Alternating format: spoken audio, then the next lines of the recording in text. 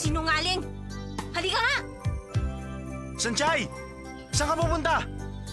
Huwag mo sabihin siyang pinili mo! Di nag-iisip.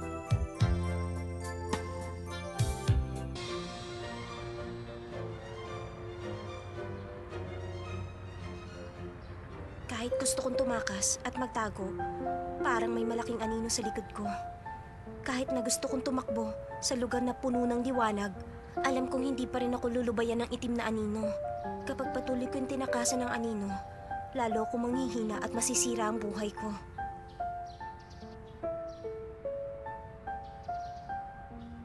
Saan mo babalak pumunta? Gusto kitang suntukin. Teka, anong gagawin? Tinatanong mo kung saan ako pupunta, dalhin mo ako doon. Galit ka pa rin ba? Naintindihan kita. Pero isipin mo yung 5 milyon. Anong gagawin mo? Kapag napaibig kita, meron akong 5 milyon. Kung ikaw, anong gagawin mo? Tatanggihan ko yun. Hindi ako manloloko ng mga tao para lang magkapera. Ang pera ay pera. Kailangan natin yun. Bakit mo nasasabi ang mga bagay na alam kong hindi mo pinaniniwalaan? Sarili mo lang iniisip mo. Sinungaling ka. Miss, nasa bus tayo. Pwede huwag kang sumigaw. Sinungaling ka rin naman, di ba? Gustong gusto mo siya, pero hindi mo masabi. Hindi ako sinungaling. Marami lang talagang hadlang. Hindi kita maintindihan. Bakit mo siya nagustuhan? Malaki nga siya pero isip bata naman. Alam mo ba, may nagsabi sa akin, ang pag-ibig daw sa human gene ay nakaset na maglaho after 3 years. At kapag sumapit na ang panahon na yon, tawagin mo na lang ako. Napipilitan lang akong kausapin ka dahil dadalhin mo ako sa mama ni Tao Ming Sir. Hintayin natin makarating ang bus sa destinasyon. Medyo malayo rin yun. Ihahatid kita ng motor ko.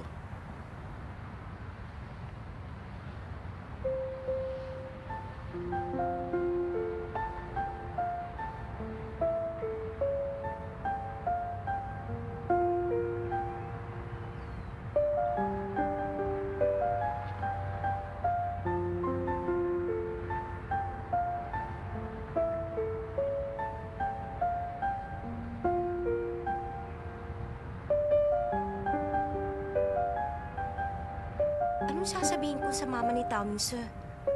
Kung nagbayad siya ng tao para lokohin ako, ano namang magagawa ko?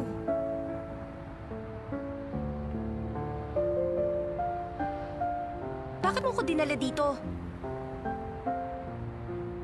Nasa New York ang mama ni Dao Ming Se. Kung gusto mo siyang puntahan, dito ka dapat sumakay. Niloloko mo ba ako? Hindi ako sinungaling. Nasa New York ang mama niya.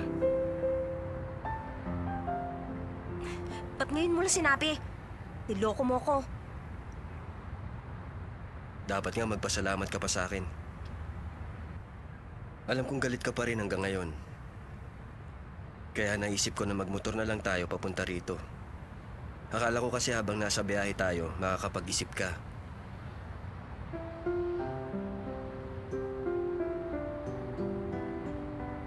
Alam mo, hindi ko maintindihan.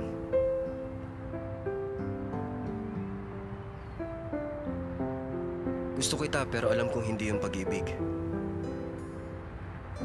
Dahil ang pag-ibig, isang ilusyon lang naman. Gaya ng sinabi ko sa'yo, maglalaho ang pag-ibig pagkatapos ng 3 taon. Tapos saka natin maiisip, umibig nga ba ako talaga?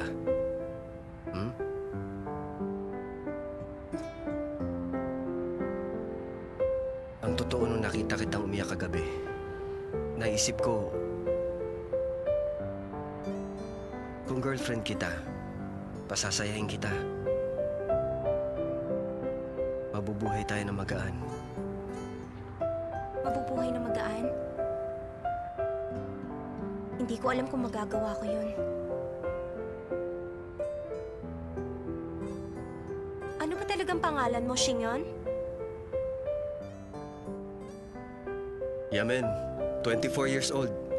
Working part-time, graduate na. Isang ordinaryong tao lang ako. Hindi kita niloloko.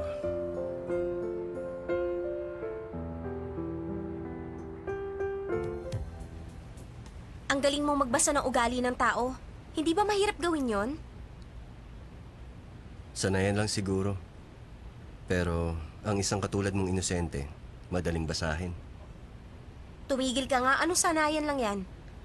Sa tingin ko, ang mama ni Tao Mingse, maraming sinabi tungkol sa akin. Pinag-aralan mong pagkatao ko. Para mapalapit ka sa akin, hindi ba? Wala siya masyadong sinabing impormasyon tungkol sa'yo. Yung mga sinabi ko ay mga obserbasyon ko lang. Totoo yun. Kung di kita lubusang nakilala, hindi kita pupuntahan at ibubulgar ang kasinungalingan ko. At hindi ko sasabihin sa'yo ang tunay kong pagkatao. Para malaman mo, hindi pa lubos ang tiwala ko sa'yo. Okay lang yun, dahil hindi na naman ako magsisinungaling sa'yo.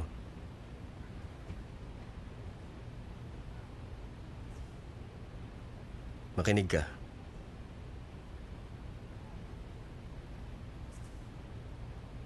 Kalimutan mo si Daming Sa. Alam kong imposible yun para sa'yo.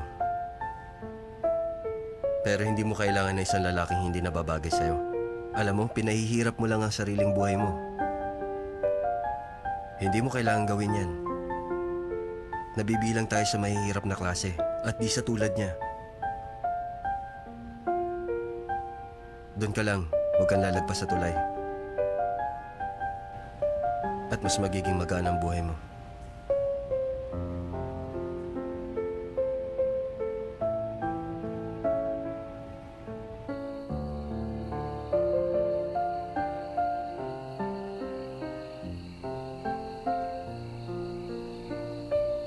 Narito ka na.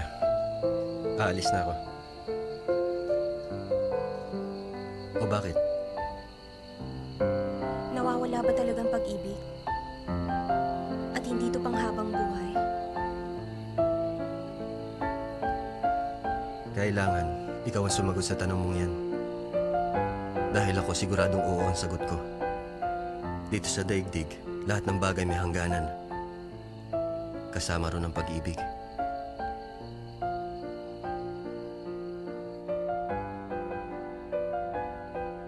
Ayoko nang pag-usapan ng paghihiwalay. Napakasakit kasi noon para sa aming dalawa. Ang malungkot na mukha ni Tamingse. Naiiyak ako sa tuwing naaalala ko yun. Hindi ako lalagpas sa tulay.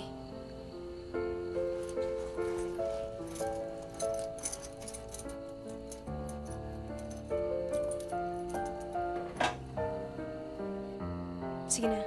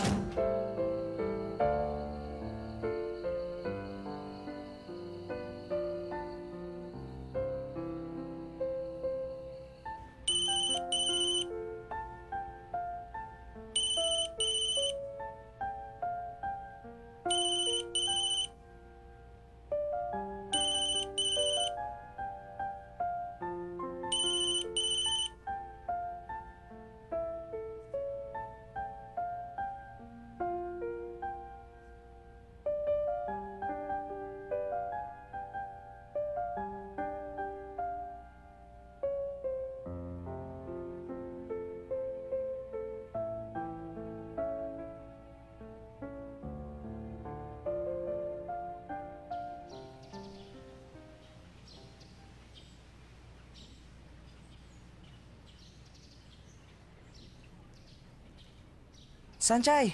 Shinga, good morning. Ikaw at yung fake na pinsan ni Asde kahapon. Teka, ano ba nangyari? Wala naman, bakit? Di ba nagsinungaling yon?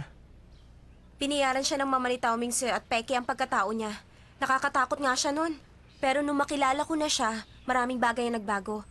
Pagkatapos nun, naisip ko, hindi pala siya ganun kasama. Hindi siya masamang tao. Ano bang nasa isip mo? Labis ako nag-aalala. Naisip ko lang na dahil mas matanda siya sa atin, mas malawak na ang karanasan niya. Kaya pag magkasama kami, alam na niya ang iniisip ko. Sa kanya, panatag ang loob ko. Gusto mo pa rin siya maging kaibigan? Shansai! Hi, good morning. Shingha, di ba stricto ang unang professor natin? Halika na. Bye. Shansai!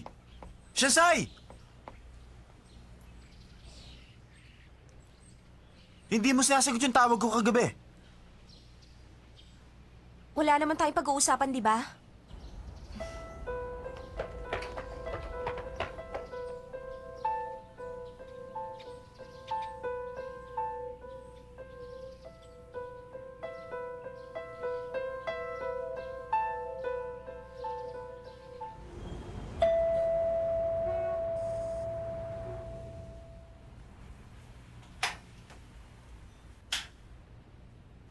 Bakit mo ba ako pinapunta? Sinipong kasi ako at masama ang pakiramdam ko. Kaya kita pinapunta para asikasuhin ako. Bakit? Katulong at tagapagluto ba ang tingin mo sa akin? Nakakainis ka naman. Di ba magkaibigan tayo? Kaya tulungan mo ako. Wala ka bang ibang kaibigan? Wala.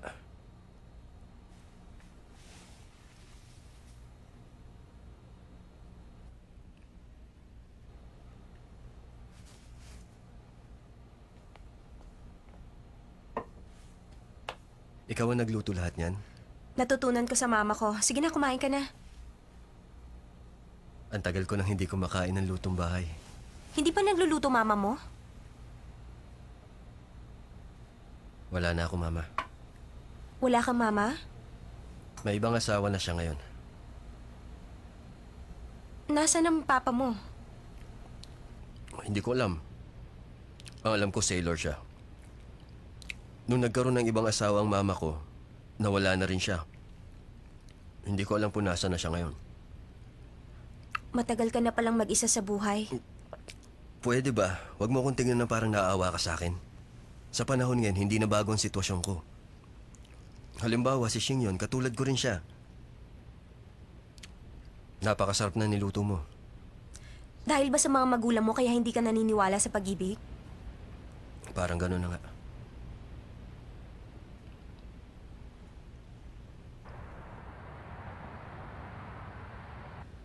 Aalis na muna ako.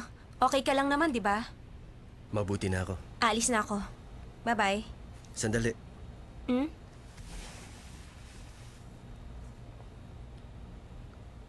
Naranasan mo na bang humalik? Ano? Naranasan mo na, di ba? Kung ganun, okay lang. Ano sinasabi mo? Ano ka ba? Ano gagawin mo? Hindi ako nangangagat. Itiwan mo nga ako! Ano ba? Umalis ka! Ano ba? Ah!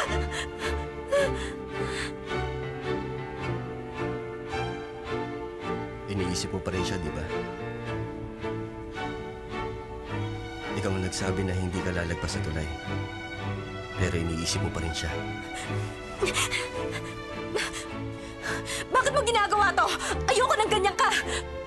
Isang babae at isang lalaki sa kwarto. Maglalaro sila ng video game? Huwag ka masyadong kabahan. Relax ka lang dyan.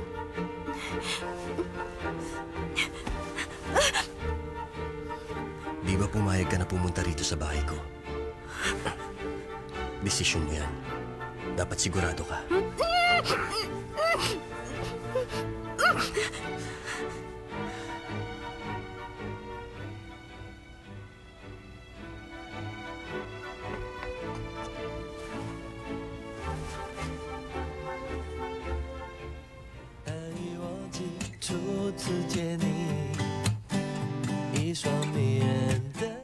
Parang nagtatalo ang puso ko't kaluluwa. Ang puso ko, tila nawawalan na ng balanse.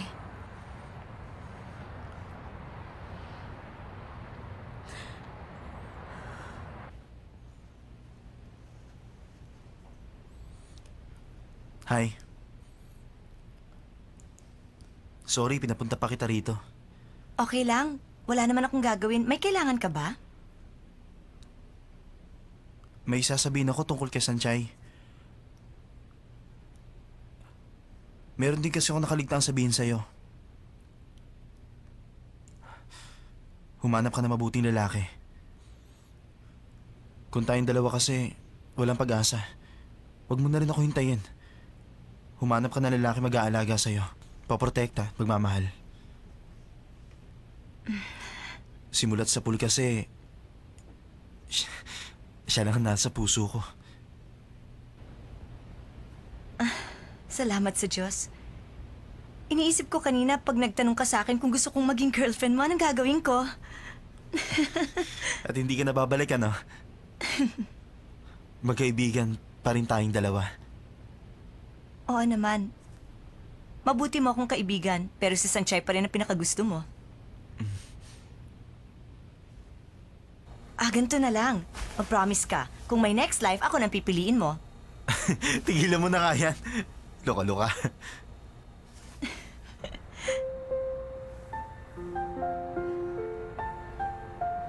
Tumatawa siya.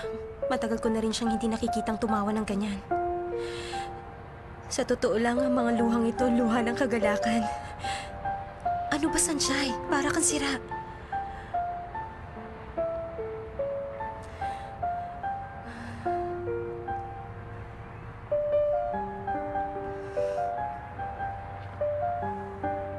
Naniniwala ko, si Xiaotzu talaga makakapagpaligaya sa kanya.